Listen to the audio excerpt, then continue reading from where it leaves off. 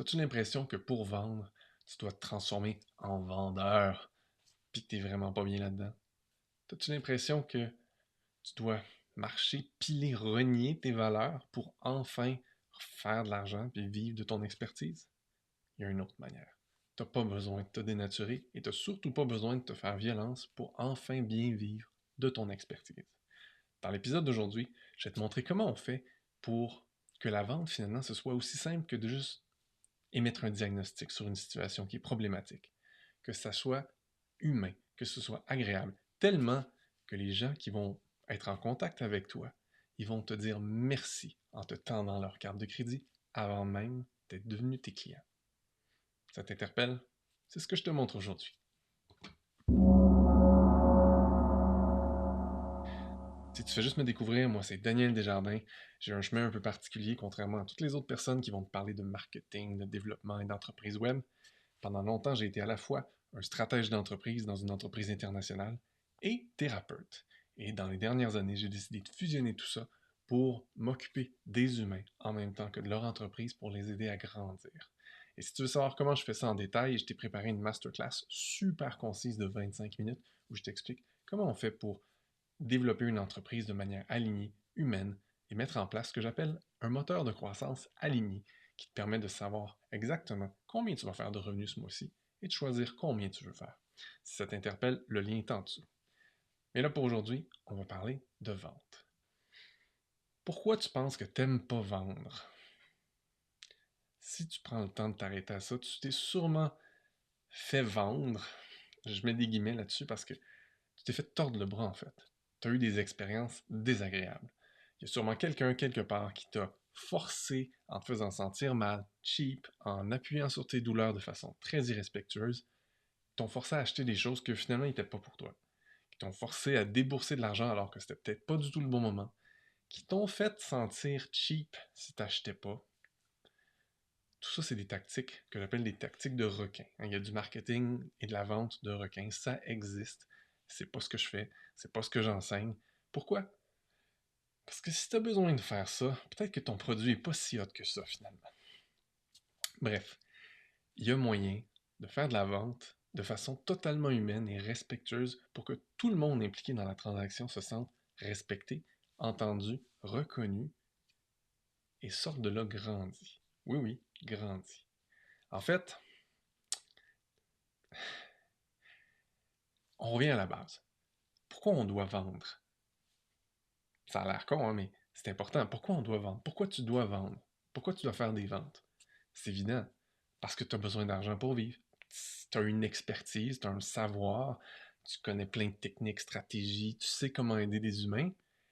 Et il y a comme une barrière dans ta tête entre il y a un humain devant moi, il a besoin que je l'aide. Pour que je l'aide, il faudrait vraiment idéalement qu'il me paye. Hein. Peut-être que tu les aides déjà trop gratuitement, mais ça, c'est une autre histoire. Bref, il faudrait qu'il te paye idéalement pour que tu l'aides. Et là, il y a comme cette espèce de truc entre les deux que tu n'aimes pas en ce moment peut-être, qui est la vente. Il faut que tu te présentes, que tu expliques, puis que tu vendes ton offre. Et si tu partais pas du bon côté?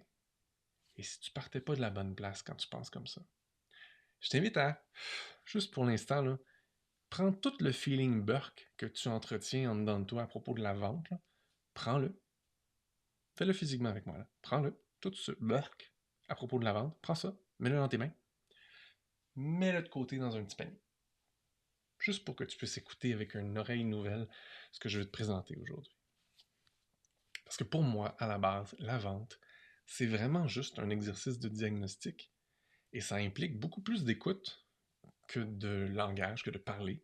Ça implique être beaucoup plus compréhensif face à la personne plutôt que d'essayer de convaincre ou d'imposer quoi que ce soit. Et ça implique aussi des silences pour permettre à la personne devant moi de faire son propre chemin. Ce que je dis tout le temps dans mon accompagnement, dans mes programmes, c'est que c'est pas toi qui vends. C'est le plus gros mythe ever. C'est pas toi qui vends. Le client se vend à lui-même. Et ton rôle à toi, c'est juste de l'accompagner dans ce cheminement-là. Tu as deux rôles en fait. Oui, l'accompagner. L'autre rôle, très éthique, très humain, très aligné, c'est celui de valider en ton fort intérieur et avec ta conscience, est-ce qu'effectivement ce que tu vas offrir à ton client potentiel, c'est vraiment la bonne chose pour lui ou elle? Si oui, tu as le devoir d'aider cette personne-là à prendre conscience de oui ou non, ce que tu es en train de lui offrir, c'est la bonne chose. On revient à la base. Si tu as un problème avec ton auto, on va dire moi, mettons j'ai un problème avec mon auto. J'ai un problème avec mon auto. Mettons, elle fait un bruit bizarre, elle fait kicking, kicking, kicking quand tu roules. Je connais rien à la mécanique, ok? Donc, si j'entends ma voiture qui fait kicking, kicking, kicking, ça me stresse. Je me dis, est-ce que je vais perdre une roue? Vais-tu perdre un moteur? Est-ce quelque chose qui va arrêter de fonctionner? Surtout s'il y a des petites lumières qui s'allument dans le tableau de bord. J'y connais rien. Je vais chercher une solution. La solution est quand même connue facile. Il y a des garages, des endroits où on peut aller faire réparer notre voiture, des mécaniciens. Et donc, je vais en trouver un. Je vais aller le voir. Et si sa tête me revient, si je pense que je peux lui faire confiance, je vais lui mettre ma voiture entre les mains et je vais lui demander de la réparer. Et il va me dire combien ça coûte. Super simple, tu vois. Je me suis convaincu tout seul, je me suis vendu tout seul l'idée que j'avais besoin d'un service. Je me suis rendu, j'ai donné mon auto, je l'ai fait réparer. Et si c'était aussi simple que ça pour ton entreprise? Pensez 2 secondes. Il y a des gens qui ont des problèmes. On va dire ça plus spécifique. Il y a des gens, des types de gens qui ont un problème spécifique. Et ça, c'est ta spécialité. T'es super bon, super bonne à résoudre ce problème-là. Ou leur problème, c'est qu'ils veulent atteindre un objectif, ils savent pas comment. Et c'est ta spécialité. Dans tous les cas, il y a quelqu'un qui veut quelque chose, tu sais comment l'aider à l'avoir. Ça va jusque-là? Moi, j'avais un problème avec mon auto, le garage, je sais comment m'aider à ne plus avoir ce problème-là, à résoudre ce problème-là. Maintenant, si tu enlèves tout ce que tu disais à propos de la vente, en fait, ta job, quand les gens viennent vers toi, c'est pas essayer de les convaincre qu'ils doivent faire réparer leur voiture. Ils savent ça. Ta job, c'est de leur expliquer comment tu vas les aider à résoudre leurs problèmes et pourquoi ce que tu vas faire avec eux va effectivement résoudre leurs problèmes ou les aider à atteindre leur objectif. Mais c'est pas en parlant puis en essayant de leur expliquer tout ce que tu sais faire que tu vas faire ça. C'est en les écoutant. C'est en leur posant des questions. Quand quelqu'un vient vers moi, j'essaie pas d'y expliquer tout mon programme, tout ce que je peux faire. Je lui demande plutôt, c'est quoi ton défi actuellement avec ton entreprise? Et je l'écoute. La personne me parle souvent de soit deux grands problèmes, c'est soit j'ai pas assez de clients, j'ai beau publier 20 000 fois sur les médias sociaux, j'ai beau faire ci, faire ça, j'ai essayé la pub, ça marche pas, j'ai pas assez de clients. Problème 1 possible. Ou, à l'inverse, les gens me disent Daniel, je suis débordé, j'ai à peine pu prendre le temps de te parler. Je travaille 6 jours semaine, j'ai trop de clients en individuel, mais je veux pas en ralentir parce que sinon je vais faire moins d'argent. Comment je fais pour faire autant d'argent sans travailler aussi fort? Ok, cool. Dans les deux cas, je peux aider les gens avec la même solution. Ma job à moi, c'est de comprendre qu'est-ce qu'ils vivent, qu'est-ce qu'ils ont essayé, pourquoi ils sont peut-être en train de se dire en me parlant il pourra pas vraiment m'aider, lui non plus. Parce que c'est ça le problème, c'est que la plupart des gens ont essayé plein de choses et dans leur tête, ils se disent cette personne-là ne pourra pas vraiment m'aider, elle non plus. Et ta job à toi, c'est pas de convaincre la personne, c'est de la comprendre, comprendre ce qu'elle a fait, ce qu'elle a essayé qui n'a pas fonctionné, et ensuite, seulement quand la personne a fini de t'expliquer, tu peux lui dire est-ce que tu aimerais que je t'explique comment moi je peux t'accompagner et ne pas avoir tous ces problèmes-là que tu m'as nommés? Puis comment moi, mon approche va t'amener à résoudre ton problème? Si la personne te dit oui, tu as la porte ouverte. Et là, ta job, c'est juste de, en réutilisant beaucoup ses propres mots, lui expliquer comment ton offre va résoudre son problème. Et à la fin, tu lui tends la main en lui disant aimerais-tu que je t'accompagne? Aimerais-tu que je t'aide? Veux-tu acheter mon offre? C'est aussi simple que ça. C'est un acte de service. Et je te dirais même que c'est un acte d'amour et de compassion envers la personne qui a un problème et tu as la clé. Donc, ça serait vraiment poche si tu lui proposais pas.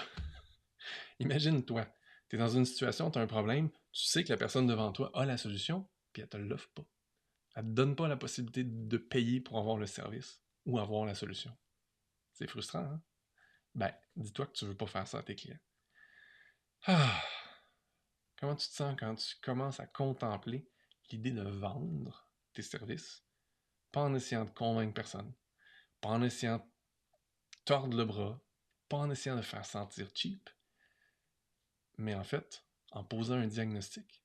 Puis je te dirais même, en commençant déjà un peu un travail d'accompagnement avec la personne. Parce que tu l'as aidé à avoir plus de clarté. Déjà, juste dans ta discussion. Et quand tu lui tends la main en disant « Aimerais-tu que je t'accompagne? » Soudain, la personne, tu lui as déjà donné beaucoup. Tu lui as aidé à avoir plus de clarté, tu lui as aidé à voir qu'il y a une possibilité pour elle de changer les choses.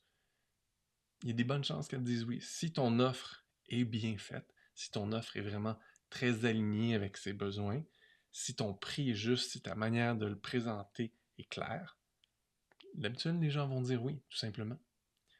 Et c'est ça qui est merveilleux, en fait. Donc, écouter, comprendre ce que la personne vit, expliquer à la personne comment ton offre va l'aider. 2 points super importants. Là, je vais te rajouter 2 autres nuances. La première nuance, c'est que des fois, souvent, peut-être même tout le temps, non pas tout le temps, mais souvent, les gens sont tellement loin du résultat que tu veux les aider à atteindre qu'ils ne comprennent pas vraiment comment va être leur réalité quand ils vont atteindre cette solution-là. Imagine quelqu'un là, qui a toujours été dans le même problème, sa réalité est autour de ce problème-là, elle aimerait vraiment ça s'en sortir. Mais en fait, elle ne sait pas vraiment comment serait sa réalité une fois qu'elle a plus le problème. Je te donne un exemple. Quelqu'un qui a toujours des problèmes d'argent toute sa vie, puis là, tu peux l'aider à ne plus avoir des problèmes d'argent, puis avoir même des surplus. Garantie, là, au début, elle ne saura pas quoi faire avec ça. Elle va paniquer, elle va sentir oh mon Dieu, il y a un problème, j'ai des surplus. J'exagère, mais ça peut être à ce point-là. Donc, ton client, il ne sait pas exactement ce dont il a besoin. C'est toi l'expert. C'est à toi de lui dire. Tout comme moi, quand je vais au garage, s'il me dit faut que tu changes tes calipers. C'est quoi les calipers? Je sais pas, mais c'est pas garanti. OK, je change mes calipers. Je sais pas ce que c'est, moi, les calipers. Change-les, OK? Si tu me dis que c'est ça la solution, je te fais confiance. J'y connais rien. C'est la même chose pour toi.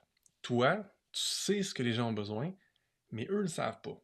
Alors, il faut que tu fasses attention quand tu expliques. Quand je te disais, si tu as bien expliqué ton offre, ben, il ne faut pas que tu l'expliques dans des mots qu'elle ne peut pas comprendre. Il ne faut pas que tu lui expliques des choses que toi, tu sais qu'elle a besoin, mais qu'elle ne sait même pas qu'elle a besoin. Il faut que tu parles le même langage qu'elle, où elle est présentement. Et c'est comme ça que tu vas être capable de l'amener à faire Ah oui, j'ai besoin de ton offre. Pas en lui parlant de la réalité future dans des mots qu'elle ne peut pas comprendre, parce qu'elle peut juste pas comprendre. Donc, s'il y a une déconnexion entre ce que tu dis et ce qu'elle vit, même si elle en a besoin, elle n'achètera pas. Donc, c'est important de savoir utiliser le même langage. C'est pour ça que dans mon accompagnement, on passe tellement de temps à vraiment comprendre nos clients, puis j'accompagne mes clients à aller en profondeur, puis à vraiment poser des questions très claires, très spécifiques pour savoir qu'est-ce que les gens ont besoin d'entendre. Et ce qu'ils ont besoin vraiment, mais surtout qu'est-ce qu'ils ont besoin d'entendre ici maintenant pour te faire confiance. Et le dernier point, c'est qu'est-ce que tu vends? Parce que souvent, moi, les gens viennent me voir. C'est drôle parce que si les gens réussissent à avoir trop de clients sans mon aide, ben ils se retrouvent avec trop de clients. Puis là, ils se retrouvent à être brûlés, à ne plus savoir quoi faire, à ne pas savoir comment gérer cette situation-là. Avoir beaucoup de clients, c'est une belle chose. Avoir trop de clients, c'est pas cool. Dans la réalité, tu peux jamais avoir trop de clients si tu as bien structuré ton offre. C'est pour ça que je parle beaucoup d'avoir des offres que j'appelle hybrides. C'est des offres où il y a une partie du contenu qui est préenregistré, il y a des morceaux qui sont en accès libre pour tes clients, et il y a des moments spécifiques où tu fais de l'accompagnement en direct avec les gens, que ce soit en individuel, en accompagnement VIP, ou en accompagnement de groupe. Les deux fonctionnent. Tu parles du hybride individuel et du hybride de groupe. Mais dans tous les cas, ça te sauve beaucoup de temps, beaucoup d'énergie, et ça te permet d'accompagner de plus en plus de gens sans t'épuiser, sans te dédoubler, sans toujours répéter les mêmes choses. C'est tellement plus agréable. Donc, avoir aussi une bonne offre, un bon format d'accompagnement, c'est le secret pour ne pas avoir trop de clients, mais juste avoir plus de revenus, puis pouvoir avoir plus d'impact, tout en gardant la même qualité de service que tu veux donner à tes clients. Et c'est ça, en fait, qui fait toute la différence. Donc, si je veux résumer tout ça, là, dis-toi que toi, tu es unique. Tu as des capacités, des compétences uniques. Peut-être que tu te mets une étiquette en ce moment, tu te dis ah, je suis coach, je suis thérapeute ou je suis masso ou peu importe l'étiquette que tu te donnes. Et ça, malheureusement, ça fait perdre beaucoup, beaucoup de valeur aux yeux des gens à propos de qui tu es et de ce que tu offres. Parce que les gens, quand tu leur donnes une étiquette, ils te mettent dans une petite case qui a sûrement rien à voir en fait avec qui tu es et tout ce que tu peux offrir, toute la richesse que tu apportes. Ils ne peuvent pas le savoir tant qu'ils t'ont pas découvert. Et donc, souvent, il y a des gens qui vont même pas vouloir te parler parce que tu te présentes avec une étiquette. Je suis telle affaire. Ce qui est important, pour que les gens veuillent vraiment t'écouter, hein, parce qu'il faut, pour avoir cette conversation-là où tu peux les écouter puis leur parler, il faut qu'ils sachent pourquoi ils t'écouteraient. Donc, c'est important que tu sois capable de te présenter d'une manière qui est interpellante, qui est magnétique. Il faut que tout ce que tu mets de l'avant, que ce soit tes publications si tu en fais, ton aimant client si tu en as un, ton site web, tous les éléments de ton entreprise, il faut qu'ils reflètent qui tu es, mais pas dans une étiquette, mais dans toute sa richesse, dans toute son unicité, pour que tout ce que tu mets de l'avant, ça agisse un peu comme un phare qui éclaire au loin. Un phare, mais un phare très précis. Un phare qui va exclure la grande majorité des gens, puis qui va aller pointer vers les bonnes personnes, ceux qui ont vraiment besoin.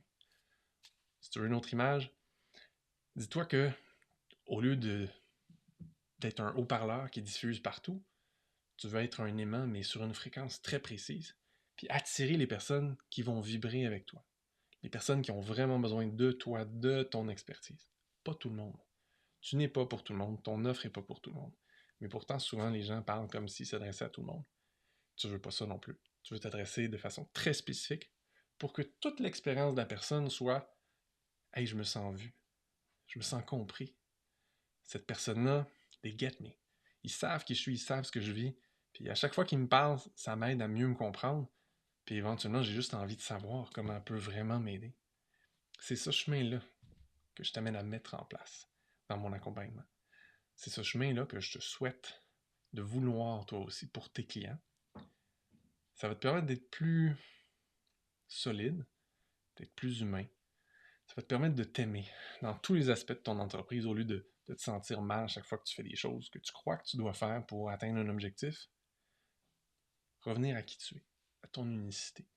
C'est ça qui fait toute la différence. Surtout à l'ère de l'IA, pour moi, ce qui est important, c'est de mettre de l'avant l'humain, mais l'humain unique que toi t'es, pour connecter avec les humains uniques qui vont venir vers toi quand ton message va être vraiment clair et que vous ayez des belles discussions qui mènent naturellement à ce qu'ils deviennent tes clients et que tu livres un service dont tu es fier, qui fait une vraie différence dans leur vie. Ça a l'air le fun, hein? Ben, c'est vrai, ça existe. C'est exactement ce que mes clients vivent. Si tu veux en voir plus de tout ça, dans la masterclass dont je t'ai parlé au début, où je te montre comment on met en place un tel système, j'explique tout ça et je te partage aussi des témoignages de clients. Donc, si tu veux voir de quoi ça peut avoir l'air, inscris-toi à la masterclass avec le lien juste en dessous. Alors, si tu as une chose à retenir de tout cet épisode aujourd'hui, c'est quoi? Moi, je te dirais, la vente, c'est avant tout une question d'authenticité, d'écoute, de présence et de belle compréhension. Avec tout ça, je t'invite à découvrir une nouvelle façon d'être entrepreneur, aligné et humain.